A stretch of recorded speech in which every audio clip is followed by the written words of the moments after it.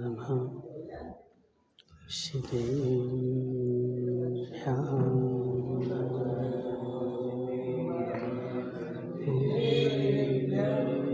नमः श्रीदेव्याः।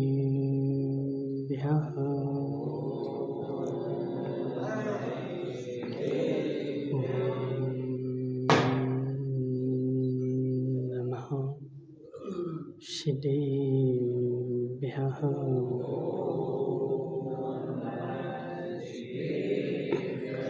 तज्जयति परं ज्योति समं समस्तैरनन्तपर्यायै दर्पणतलविशकला प्रतिफलति पदार्थमालिका यत्र नमो हरिहन्ताणं नमो सिद्धाणं नमो वायरेयाणं नमो वज्रायाणं नमो लोये शब्दशाहं। परमेष्टि भगवान की अनंत अनंत सिद्ध परमेष्टि भगवान की 1008 देवादेव शांतिनाथ भगवान की 1008 देवादेव सुपरशनाथ भगवान की आचार्य भगवान अमृत चंद्र स्वामी की आचार्य भगवान विशुद्ध सागर जी महाराज की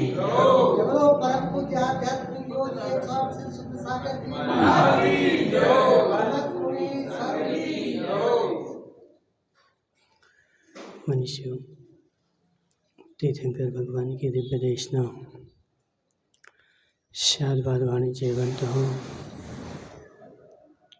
आचार्य भगवान अमृत चंद्र स्वामी पुरुषार्थ सिद्धि उपाय ग्रंथ में अहिंसा व्रत का वर्णन कर रहे हैं कि हे जीव, अहिंसा मेरे राग के अनुसार चलते हैं।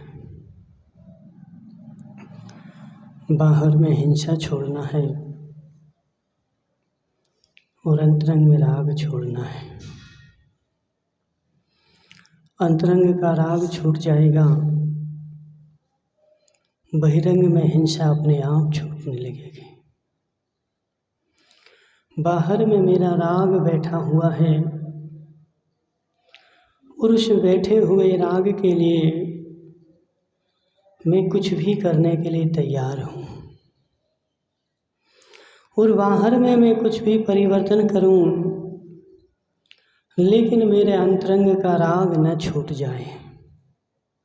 तो हे जीव, वह बाहर का परिवर्तन भी तेरा बेकार है। जब तक वह अंतर का राग नहीं छूटेगा तब तक बाहर का परिवर्तन तेरा कार्यकारी नहीं होगा। इसलिए हे पुनि संगी, उस अंतरंग में बैठे हुए राग पर चोट कर बाहर में किसी जीव की हिंसा करना मनमोहन लाल जी हिंसा है, और वही व्यवहार से किसी जीव को नहीं मारना अहिंसा है। लेकिन निश्चय से पूछा जाए, अशुद्ध निश्चय से नहीं से पूछे तो अंतरंग के राग को मारना अहिंसा है।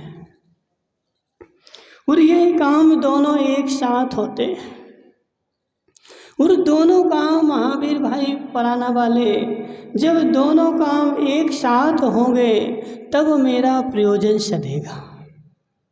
ज्ञानचंद जी बड़े गौर से समझना। हे जीव, हे जीव, मेरी दुकान पर ग्राहक आया और उस ग्राहक को मैंने प्रसन्न करके सामग्री दे दी, और उसको प्रसन्न करके सामग्री दी, वह भी प्रसन्न और मैं भी प्रसन्न। वह तो वस्तु लेकर के प्रसन्न हो गया, मैं कैसे प्रसन्न होऊंगा? ज्ञानचंद जी, मैं कैसे प्रसन्न होऊंगा? महाराज, मुझे कुछ मिल गया ना, मुझे कुछ मिल गया ना, तो मुझे कुछ मिल गया इसलिए मैं भी प्रसन्न, और उसको भी कुछ मिल गया वह इसलिए वह भी प्रसन्न। और जब दोनों प्रसन्न तभी काम सही हुआ। संजय भाई सत्य कि नहीं? यदि ग्राहक को ही प्रसन्न करते रहोगे और मैं स्वयं प्रसन्न नहीं होऊंगा तो संजय भाई बोलो ना। हे पुनि संगी, समझ मेरी बात, ग्राहक को प्रसन्न नहीं करना है, मुझे भी प्रसन्न होना है और ग्राहक को भी प्रसन्न करना है। इसलिए मैंने बहिरंग में कोई वस्तु छोड़ी, वह तो बहिरंग जीव का बचाओ, और अंतरंग में जो मैंने राग छोड़ा वह मेरे अंतरंग राग का बचाओ, वह मेरा बचाओ। और जो राग छूटा वह मेरी अहिंसा, और जो जीव बचा वह जीव की रक्षा। इसलिए दोनों की रक्षा का नाम अहिंसा है, मात्र एक की रक्षा का नाम अहिंसा नहीं है। इसलिए संजय भाई, जैन दर्शन में 5 प्रकार के अभक्ष बोले गए। कौन कौन से? बोलो 5 प्रकार के अभक्ष। ज्ञानचंद जी नहीं पता? किसको पता है? नीरज भाई, 5 प्रकार के अभक्ष नहीं? नहीं। राकेश संघी 5 प्रकार के अभक्ष। धर्मचंद जी शास्त्री 5 प्रकार के अभक्ष। नहीं बताए? कोई नहीं बताएगा। नवरत्न टोंगिया की अम्मा,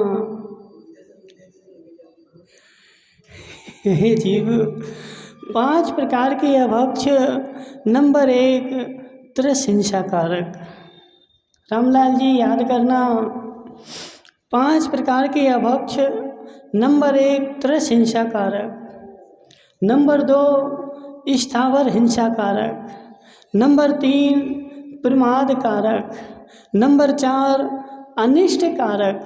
नंबर 5 अनुपसेव्य कारक। अनुपसेव्य कारक, ये 5 प्रकार के अभक्ष जैन दर्शन में गिनाए। अब जो त्रस हिंसा कारक है उसकी व्याख्या बहुत दिन से चल रही। जिसमें त्रस जीव का घात होता है वह त्रस हिंसा कारक, जिसमें स्थावर जीव का घात होता है वह स्थावर हिंसा कारक। और लेकिन प्रमाद कारक में किस जीव का घात होता है? रामलाल जी तम्बाकू खाई, अब उस तम्बाकू में जीव थे क्या? बीरू भाई, तम्बाकू में जीव थे क्या? तम्बाकू में कोई जीव नहीं, तम्बाकू खाने से कोई हिंसा नहीं, फिर उसको तुमने अभक्ष में क्यों गिनाया? हे जीव, उसको खाने से मुझे स्वा को प्रमाद आता है, और प्रमाद के योग में मैं अपने हित और अहित को भूल जाता हूँ। इसलिए ऐसी वस्तु भी अभक्ष में गिनाई गई जिसको खाने से मुझे प्रमाद आता हो। अब प्रमाद में क्या क्या वस्तु आती है? तो मात्र तम्बाकू नहीं, तम्बाकू भी है, चाय भी है, ठीक है, कोई भी वस्तु ले लो, जिस वस्तु के बिना चाय भी है, चाय भी प्रमाद कारक अभक्ष है। क्यों? क्यों? विष्णु भाई बोल रहा हूँ, शराब पी तुमने कभी? क्यों? तो शराब में तो त्रस जीव होते इसलिए नहीं पीते। एक काम करो ना, अफीम खाओ करे। अफीम जो होती है उसमें एक भी जीव का घात नहीं होता, खूब मिलेगी। बोलो कितनी मंगवा दें? देखो तुम्हें जो चीज़ नहीं मिले, विष्णु भाई जो चीज़ नहीं मिले हमारे पास आ जाना, हम सब मंगवा देंगे। बोलो कितनी चाहिए, 1 किलो, 2 किलो, 4 किलो, कितनी चाहिए तुम्हें? हे जीव, अफीम में एक भी जीव नहीं, एक भी जीव का घात नहीं, लेकिन उसको खाने से प्रमाद होता है, और वह जो प्रमाद है वह मेरे हित अहित का घात करता है। इसलिए उस वस्तु को खाने से मुझे क्या हो गया आज? जिस जिस वस्तु के बिना अब महेंद्र संगी बोले महाराज आज मुझे चाय नहीं मिली तो सिर दर्द हो रहा है। हे जीव, तू प्रमाद कारक अभक्ष खा रहा है।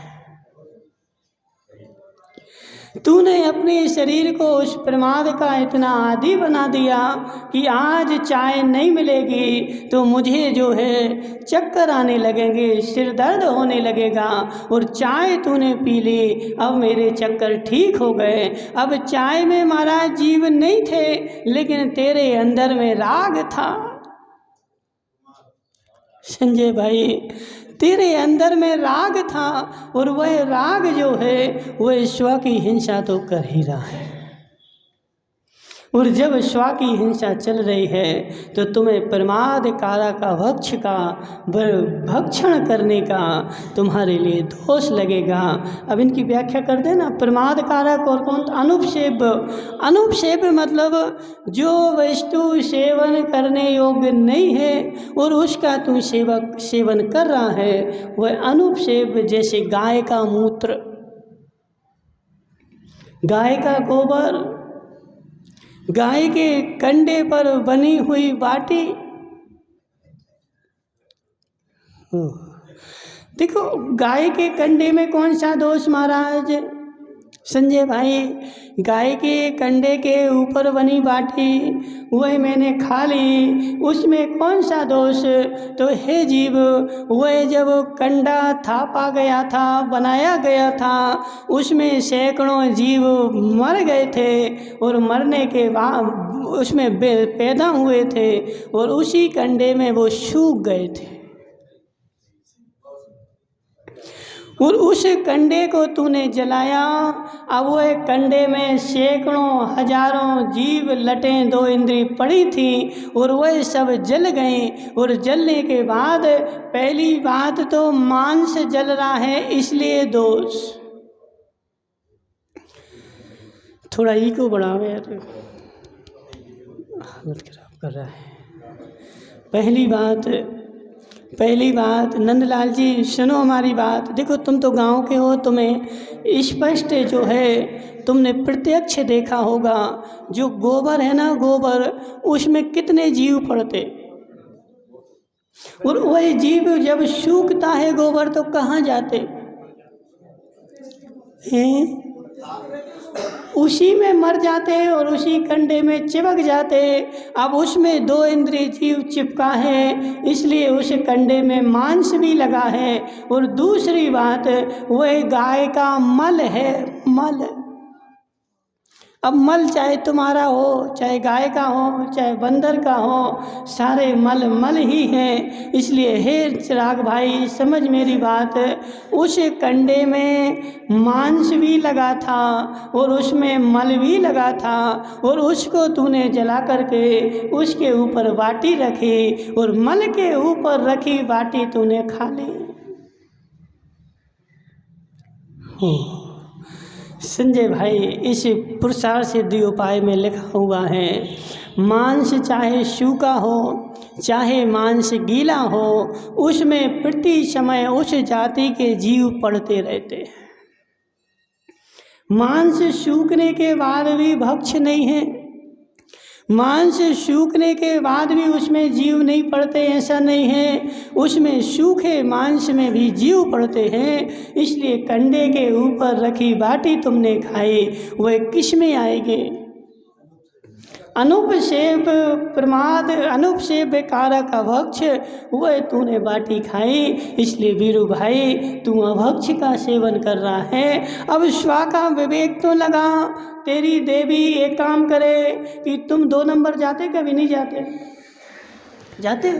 अब तुम्हारी देवी ने रोटी बनाई और उसे दो नंबर में रख ऊपर रखी और तुम्हें परस दी, खा लोगे? क्यों? क्यों? उसमें क्या दोष है महावीर भाई? उसमें क्या दोष है? उसे देखो, वो छुटा देंगे ना, जो छप जाएगा उसको पोंछ देंगे कपड़े से, फिर तो खा लोगे। ज्ञानचंद जी नहीं खाओगे, क्यों?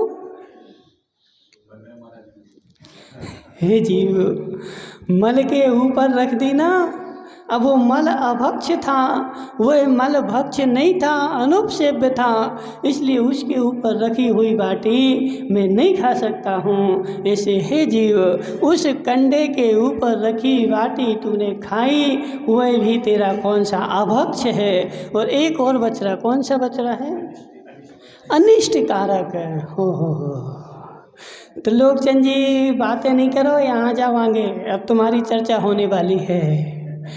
हे जीव, अनिष्ट कारक ये कौन सा भक्ष आ गया जिस वस्तु को खाने से मेरे शरीर में रोग पैदा होते हैं, मेरा शरीर उसको नहीं पचाता है लेकिन फिर भी खाता है, वह कौन सा अनिष्ट कारक का भक्ष? आज गड़बड़ कर रहा है तुम्हारा माइक, क्या हो गया?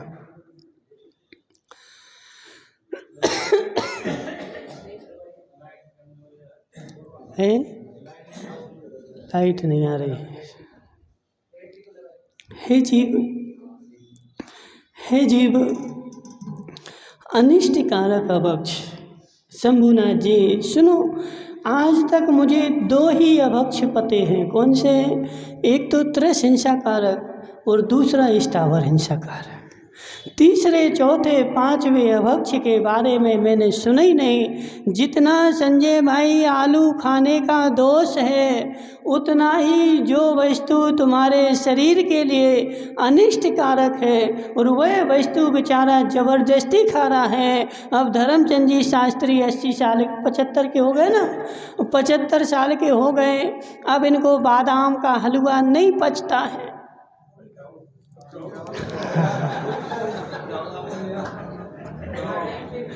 हे धर्मचंद जी, ये तुम्हारे अंदर में बैठा राग बोल रहा, ये तुम्हारे अंदर में बैठा राग बोल रहा है। जैसे जैसे शरीर ढलेगा वैसे वैसे पाचन शक्ति नियम से, देखो दांत और आंत दोनों एक साथ कम होते हैं।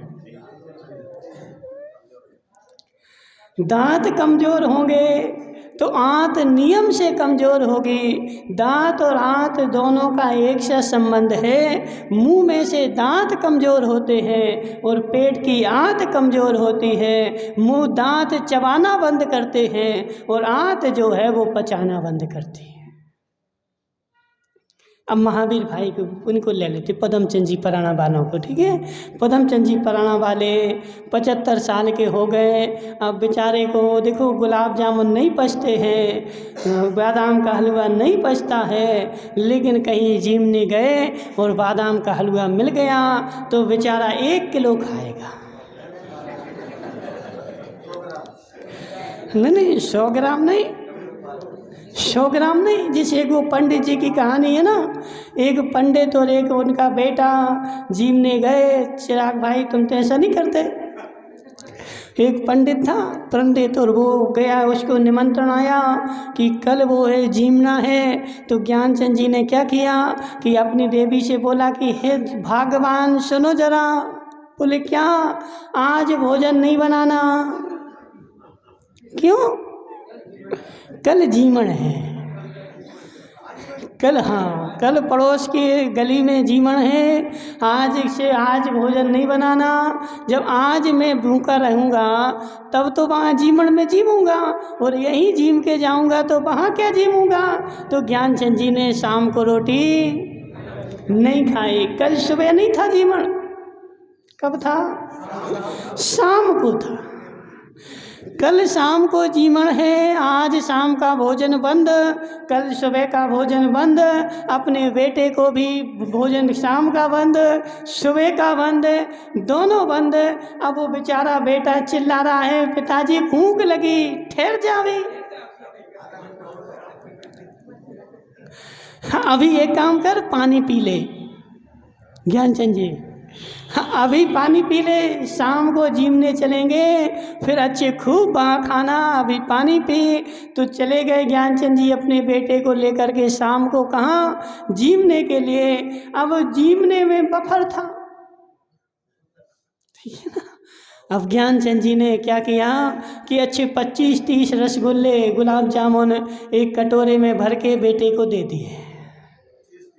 और कहीं 1-2 में काम चलता क्या, 25-30। और ज्ञानचंद जी ने अच्छा आधा किलो बादाम का हलवा रखा कटोरे में और खाने बैठ गए। अब हिचकी आ रही बार बार, लेकिन पानी नहीं पी रहे। अब बादाम का हलवा, आधा किलो बादाम का हलवा रख के बैठे, और बेटे को उन्होंने क्या किया कि बेटे को दे दिए गुलाब जामुन। अब बेटा भी हिचकी आ रही, उनको भी आ रही, पानी नहीं पिया। अब बेटे को इनने दे दिया बादाम का हलवा, जे खा तू, और इनने उसके ले लिए गुलाब जामुन, और गुलाब जामुन सारे फटकारे, सारा कटोरा खाली हो गया।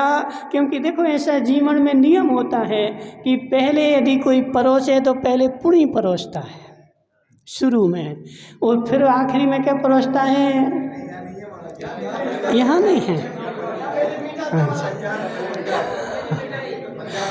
तो इसलिए राकेश भाई, अब दूसरी बार सारा आधा किलो बादाम का हलवा, 25-30 गुलाब जामुन ज्ञानचंद जी ने, उनके बेटे ने खा लिए। अब इन्होंने क्या किया कि गरम गरम जलेबियाँ बन रही थी, 1 किलो जलेबी उठाई और फिर रखी बेटे की थाली में और अपनी थाली में, और दोनों की थाली में आधा आधा किलो जलेबियाँ रखी। अब ज्ञानचंद जी तो हिचकी यहाँ आकर के वो गैस निकल रही, लेकिन पानी नहीं पी रहे। क्यों, जबरदस्ती ठूस रहे जलेबियाँ, जबरदस्ती ठूस रहे।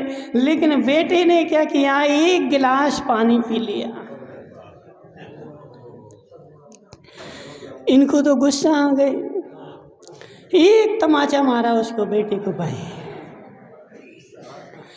अब सबके सामने, देखो सब लोग बैठे तो अब सामने तो कुछ कह नहीं सकते, एक तमाचा मारा बेटे को, लेकिन बेटे ने सहन कर लिया। और उसने फिर वो जो बची थी ना जलेबियाँ, वो स्वयं की भी खा ली और इनकी भी खा ली। अब ये बेचारे हिचकी आ रही इनको, इन्होंने पानी नहीं पिया और वो जीम करके बाहर आ गए। अब अपने बेटे से बोला कि हे नालायक,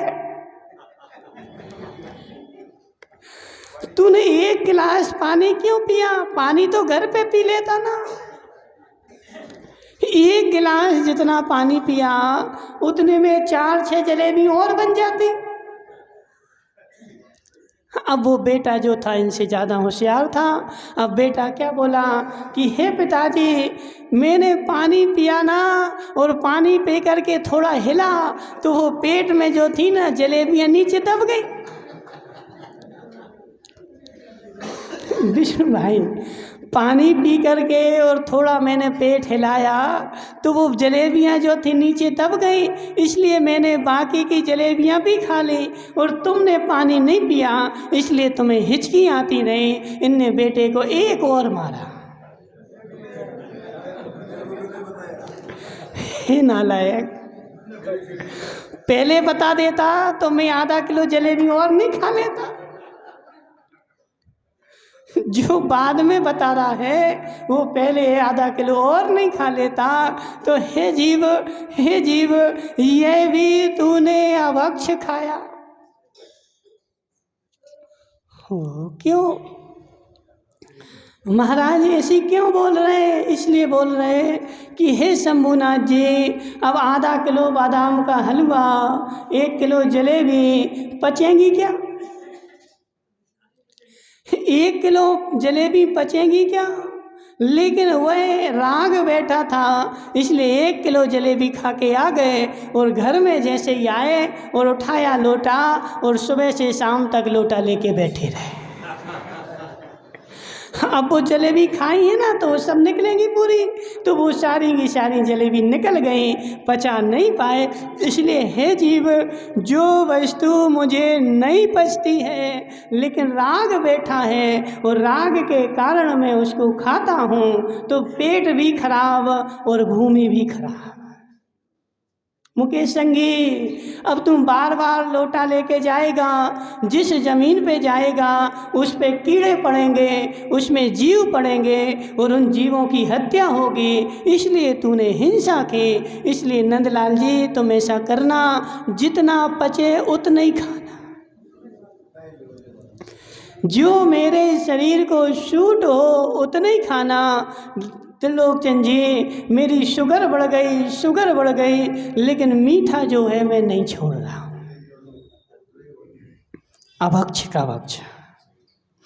किसी को एलर्जी हो गई संजय भाई, और एलर्जी जैसे ही वो वस्तु खाता है उसके शरीर में रिएक्शन होना प्रारंभ हो जाता है, लेकिन फिर भी खाता है। वह तम्बाकू खा रहा है, उसको क्या कैंसर हो गया। एक व्यक्ति हमने ऐसा देखा शंभुनाथ जी कि वह बेचारा बीड़ी पीता था, कैंसर हो गया, और कैंसर हो गया, हॉस्पिटल में भर्ती है। डॉक्टर ने बोला कि हे जीव, बीड़ी ने मत पीना वरना तू बचेगा नहीं। फिर भी वो बीड़ी पी रहा। अब बोले तुम क्यों बीड़ी पीते हो? तो यदि हमें बीड़ी छोड़ना होती तो घर पे रह के ही ठीक हो जाते। डॉक्टर के पास क्यों आए कि बीड़ी भी नहीं छोड़ूं और ठीक भी हो जाऊं? तो बेचारा बीड़ी भी पी रहा है और ठीक भी होना चाह रहा है। अब ठीक होगा कि नहीं? रामलाल जी बोलो ना, ठीक होगा कि नहीं? हे जीव, हे जीव, ये सारा अनिष्ट कारक, और यदि आयुर्वेद की भाषा में बोले तो अपथ्य कारक। हाँ, जो वस्तु अपथ्य है, भले वह कुछ भी हो, लेकिन अपथ्य कारक नाम का भी एक अभक्ष होता है। और जो वस्तु मेरे शरीर में सूट नहीं करती, काला जी, मुंह में दांत नहीं, पेट में आंत नहीं, लेकिन 1 किलो बादाम का हलवा मैं खाऊंगा, अपथ्य है, अनिष्ट है। हे काला, वह भी तुम्हारा अभक्ष की श्रेणी में जाएगा। महाराज, घर में नहीं खाऊंगा, कहाँ खाऊंगा? हे जी संजय भाई, इतनी देर से किस बात की व्याख्या चल रही? 5 अभक्ष में अंतरंग अभक्ष राग और बहिरंग अभक्ष वह वस्तु, और दोनों का मेल जोल है। अंदर से राग छूट जाए, वह वस्तु मुझे भक्षण करने का वह मन ही नहीं होगा, मेरा मन ही नहीं करेगा। अब जो पुनीत संगी बेचारा क्यों पसेरी जैसा चेहरा बना के बैठ गया? किसने मारा? पुनीत भाई देवी ने। किसने मारा? नहीं, किसी नहीं, देखो चेहरा देखो ना उसका।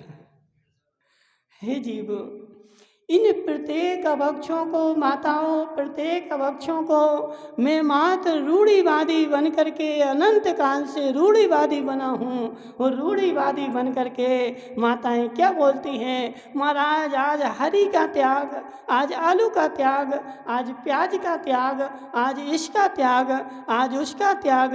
मात्र तुम उस त्याग में ही सीमित रह गए, लेकिन जिस राग का त्याग करना था वह राग का त्याग तुमने आज तक नहीं किया।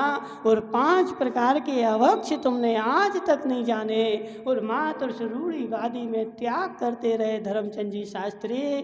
तो ऐसे तुम्हारा त्याग कार्यकारी नहीं हो। अंतरंग पे भी चोट लगे ना, अंतरंग में भी चोट लगे ना। अब देखो सुन, क्या नाम, राकेश संघी, और हिंसा का बताएं संजय भाई। संजय भाई गया कहीं कहाँ देवी देवता के पास और गले में घंटियां बांध के आ गया। हे जीव, वह भी हिंसा है। हाथ में धागा बांध के ज्ञानचंद जी आ गए। ज्ञानचंद जी ने हाथ में धागा बांध लिया और धागा बांध के आ गए। हे जीव, हे जीव, ये धागा नहीं है, ये जीवों को पकड़ने का जाल है। महाराज जी तो धर्म का है ना, धर्म से रक्षा होगी मेरी, इसलिए धर्म का मैंने बांध रखा है। हे जीव, तू हिंसक है। क्यों महावीर भाई, क्यों? क्योंकि मैंने हाथ में धागा बांध लिया। अब उसमें पसीना आएगा कि नहीं, उसमें मैल जमेगा कि नहीं, उसमें नहाओगे पानी भरेगा कि नहीं, और घंटों घंटों तुम्हारे पसीने में दिन भर वह गीला रहेगा, और गीले के कारण उसमें तुम्हारे जीव पैदा होंगे और मरेंगे, पैदा होंगे मरेंगे। इसलिए हे जीव, ये जो बांधना है, हाथ में बांध, गले में बांध, यह सारा हिंसा है। और इसलिए हे पुनीत संगी, आज से जो हाथ गले में बांधे हो उसको चौके से बाहर करना। वो हार देने का पात्र नहीं है। जिसने गले में घंटियां लटका रखी, उसने बरसों से, हे जीव, वह घंटी पहन करके तू शमशान घाट भी गया था, मल छोड़ने भी गया था, और वह घंटी तेरी बंधी थी, और तेरी घंटी में कपड़ा भी लगा था, और इतना सारा मेल भरा था। अब शुद्धि काहे की तेरे? हे जीव, हाँ बोलो। जनेऊ को नीरज भाई रोज साफ किया जाता है। जनेऊ को रोज उतार करके, और जनेऊ का नियम है कि जब 2 नंबर जाओगे तो दाहिने कान में बांधना पड़ता है, और 1 नंबर जाओगे तो बाएं कान में लपेटना पड़ता है, ताकि वह नीचे नहीं लटके। और उसको जैसे ही नहाते हो तो नहाते हुए उसको उतार करके पानी में साफ करना पड़ता, उसमें मेल जमा नहीं होना चाहिए। यदि मेल जमा होगा तो तुम्हारी हिंसा का दोष लगेगा। इसलिए हे जीव, वह हिंसा के कारक हैं। तुमने गली में राकेश संगी कितनी घंटियां बांधे? हे जीव, इन सब में मेल जमा होता है। और जो हाथ में बांधे, गले में बांधे, वह आहार देने का पात्र नहीं है। पहले वह अपने गले के छोड़ करके आए, और फिर नहा करके आए, और फिर शुद्ध वस्त्र पहन करके आए। अब तुमने मुकेश संगी वह कपड़े, धोती तो बदल ली, लेकिन गले में तो कपड़ा बंध रहा है। शोले का है कि असोले का है? हे जीव, विवेक जगा, विवेक जगा। वह भी गले का कपड़ा तेरी हिंसा का प्रतीक है, क्योंकि उसमें जीव उत्पन्न होते हैं, जीव मरते हैं। तू देवी के साथ भोग भोगता है, तब भी वह गले में बांधे है, हाथ में बांधे है। मल छोड़ने गया तब भी बांधे है। अब उसमें शुद्धि कहाँ बची?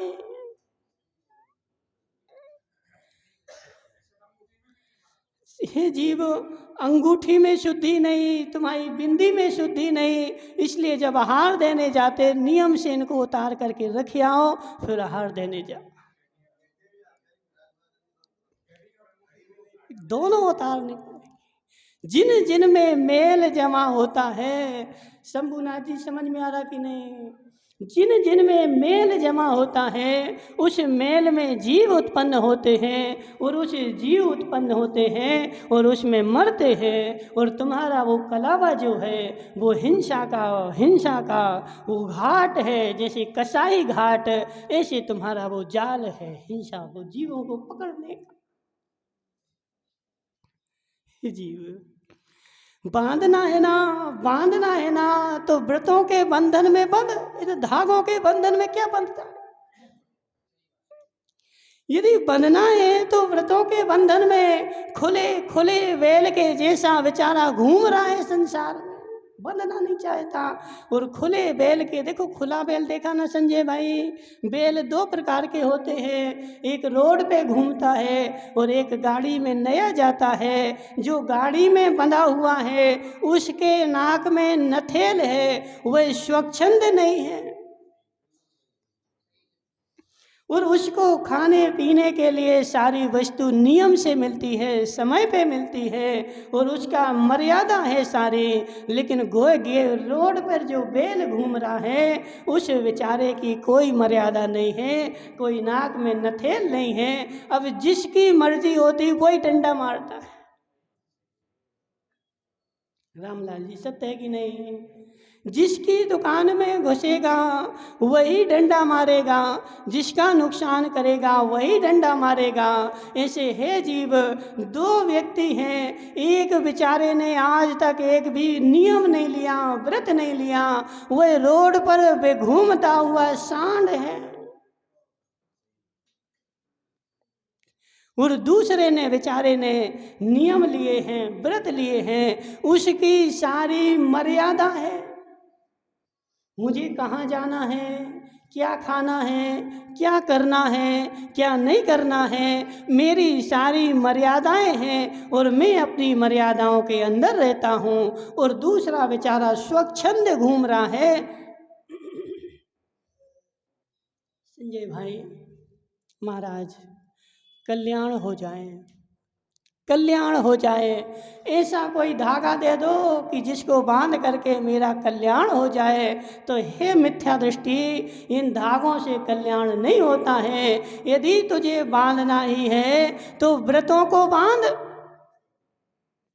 पदमचंद जी प्राणा, व्रतों के बंधन में बंध, धागों के बंधन में बंधने से कल्याण होने वाला नहीं है, और धागा तेरी रक्षा करने वाले नहीं है। रक्षा तेरी जब भी होगी तो व्रतों के बंधन से ही होगी। यदि बंधने का शौक है विजय भाई टोंगिया तो व्रतों के बंधन से बंध, धागों के बंधन से बंधने से तेरा कल्याण नहीं होगा। इसलिए संजय भाई यह मिथ्या धारणा अनंत काल से बैठी महाराज, मेरे अंदर का राग ना छूटे, अंदर की परिणति ना छूटे, मात्र ऐसा कोई उपाय बता दो कि एक धागा बांधूं और सारे कष्ट दूर होंगे कि नहीं। अब संजय भाई कुछ सोच रहा है, क्या सोच रहे संजय भाई? बोलो ना, बोल दो, घबराओ नहीं। जी मटके के चने शंभूनाथ जी हाथ डाला मटकी में और मुट्ठी बांधी तो मुट्ठी मेरी चौड़ी हो गई, और मुट्ठी चौड़ी होने के कारण वह मटके का मुंह सकरा हो गया, इसलिए वह नहीं निकल रही है। और शंभूनाथ जी चिल्ला रहे, बचाओ, मुझे भूत ने पकड़ लिया, बचाओ। इस मटकी में भूत था, उसने भूत ने मेरा हाथ पकड़ लिया। हे जीव, भूत ने नहीं पकड़ा। चने का राग छोड़ दे, हे काला, चने का राग छोड़ दे, चने का राग छोड़ दे। वो चने का राग नहीं छूट रहा है, इसलिए मुट्ठी हाथ में बंधी और संसार में बेचारा घूम रहा, लटकाए लटकाए रहा। ये जीव कौन छोड़ेगा मटका? शिवलाल जी, कैसे छूटेगा मटका? देखो ये बिल्कुल सत्य सत्य सत्य संजय भाई, तुम्हारे घर वालों ने तुम्हें पकड़ा क्या? किसने पकड़ा तुम्हें? शंभू, क्या नाम का, विष्णु, तुम शंभूनाथ जी गाय है तुम्हारे घर पे? हाँ, तो जी कठमाना वाले देखो पकड़े गए। शंभूनाथ जी, गाय को तुम कब तक रखते हो? जब तक दूध देती है, जब तक दूध देती है तब तक उसको बढ़िया खिलाते हैं, पिलाते हैं, नहलाते हैं और सब कुछ उसकी सेवा करते हैं। जिस दिन दूध देना बंद कर देती है उस दिन यदि धर्मात्मा भी होगा तो अपने बाड़े में छोड़ देता है कि चरती रहो, फिर उसकी सेवा। हे राकेश संगी, तेरे घर में सेवा कब तक? जब तक तू दूध दे रहा है। जब तक तू दूध दे रहा है तब तक तेरी देवी तेरे हाथ पैर दबाएगी, समय पे थाली लगाएगी, सब कुछ करेगी। जिस दिन तू दूध देना बंद कर देगा उसी दिन तेरी स्थिति जो है खराब हो जाएगी। इसलिए हे साके संगी, इस भरोसे में मत रहे कि मेरी देवी मेरा सेवा करती है। तेरी सेवा कोई नहीं करता है, तू जो दूध दे रहा ना उसकी सेवा करती।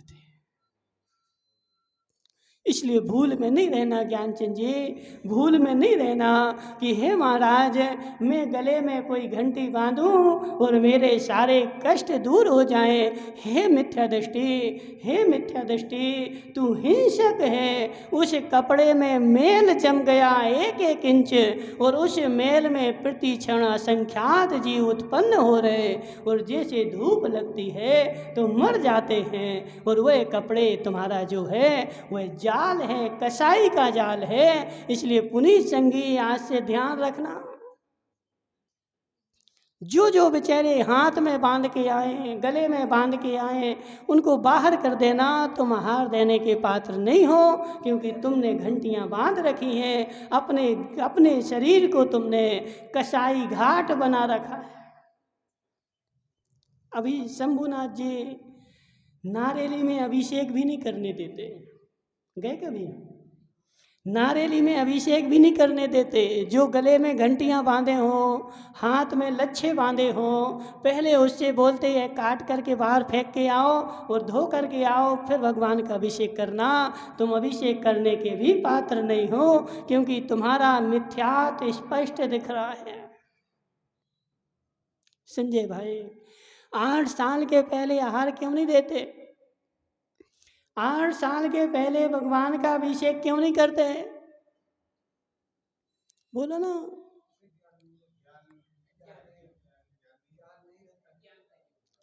नीरज भाई बोलो ना। नहीं, 8 साल में सम्यक दर्शन प्राप्त करने की योग्यता होती है, उसके पहले सम्यक दर्शन प्राप्त करने की योग्यता नहीं है, इसलिए वो देने का पात्र ही नहीं है। अब जो बेचारा गले में घंटियां लटकाए हैं वो स्पष्ट मिथ्या दृष्टि दिख रहा है।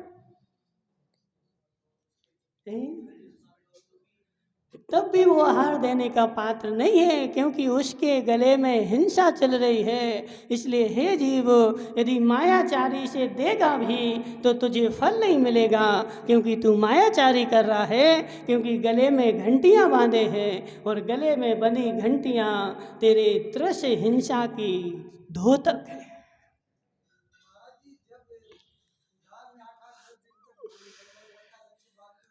हे मनमोहन लाल जी, हे मनमोहन लाल जी, तुमने उस धर्म की क्रिया को भी रूढ़िवादी बना दिया। वह धर्म में मौली बंधन 8 दिन का इसलिए बनाया जाता था क्योंकि तुम्हारा 8 दिन के लिए मैंने गोत्र परिवर्तित कर दिया। तुम इंद्र बन गए ना। अब देखो महावीर प्रणाम, मायाचारी मत करना।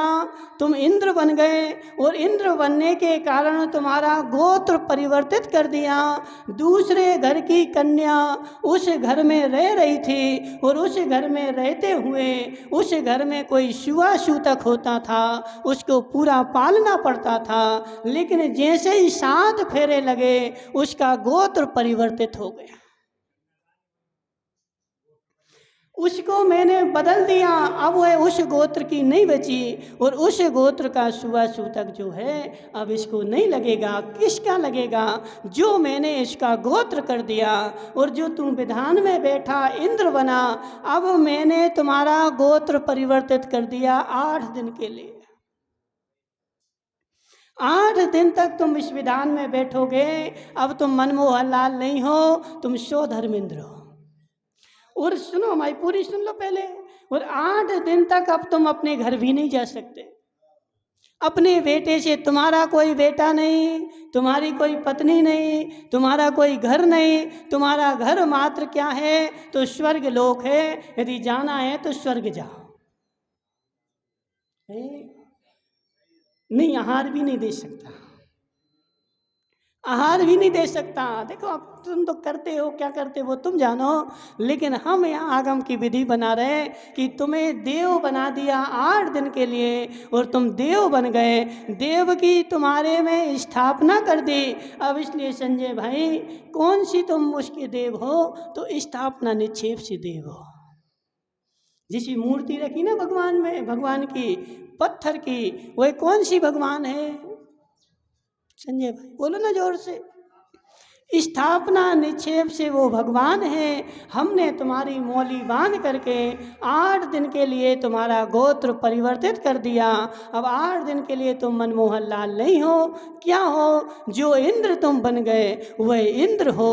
और तुम 8 दिन तक घर नहीं जा सकते, घर वालों से बात नहीं कर सकते, घर का भोजन नहीं कर सकते, घर में नहीं सो सकते, घर वालों से संबंध नहीं रख सकते। और यदि रखते हो तो महावीर पराणा फिर तुम्हें सुबासु तक लगेगा, वह बांधना तुम्हारा ढोंग है। यदि मौली बांध के भी घर चले गए, मौली बांध के घर चले गए और दुकान में बैठ गए, अभी तुम्हारा गोत्र परिवर्तित नहीं हुआ, अभी मात्र तुमने एक ढोंग कर लिया, अभी तुम देव नहीं बने। जब भी विधान होता है, विधान के पहले इंद्र प्रतिष्ठा होती है संजय भाई, होते कि नहीं? इंद्र प्रतिष्ठा होती है। इंद्र प्रतिष्ठा का मतलब क्या? हाँ, इसलिए उसमें इंद्र की स्थापना कर दे। अब तुम क्या करते हो, तुम अपना तुम जानो। वह प्रतीक है, 8 दिन का देव बनाया है, लेकिन 8 दिन बाद भी वो बांधे रहे कि हम तो विधान में बैठे थे, हम विधान में बैठे थे, तो इससे कुछ हो जाएगा। तो हे मिथ्या दृष्टि, कुछ होने की कगार मत कर। वह मात्र प्रतीकात्मक इंद्र के लिए तेरा घर छुड़ाया था, इसलिए बांधा था। उसके बाद उसको जैसे ही हवन होता है, उस धागा को निकाल के उसी हवन में स्वाहा।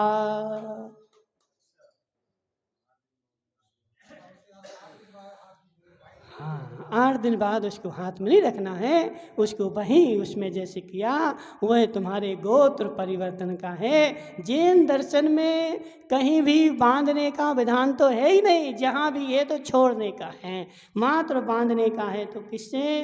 तो व्रतों का बांध है। किसको बांधना है? यदि बंधन में बंधना है तो पुनीत संगी व्रतों के बंधन में बंध। कोई धागा मागा के बंधन से बंधने से तेरा कल्याण नहीं होगा, व्रतों के बंधन में बंधेगा तो कल्याण होगा। बोले शांतिनाथ भगवान के।